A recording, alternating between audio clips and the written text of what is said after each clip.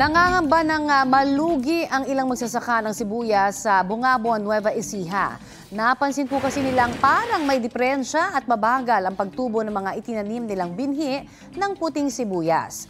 Pumasa naman daw sa pagsusuri ng Bureau of Plant Industry ang mga binhi ayon sa supplier nito. Muling ipinasuri ang mga binhi at bukas inaasahan pong lalabas ang resulta. Base sa price monitoring ng Department of Agriculture sa ilang pamilihan sa Metro Manila, nasa 120 hanggang 220 pesos ang kada kilo ng local na pulang sibuyas. 80 hanggang 120 pesos naman ang imported. Sa puting sibuyas naman, 100 hanggang 160 pesos ang kada kilo ng lokal na sibuyas. 80 to 160 naman ang imported.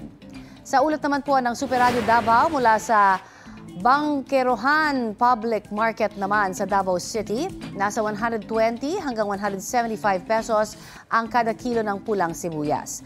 Ayon po sa isang tindero, bumaba na raw ang presyo niyan dahil sa maraming supply.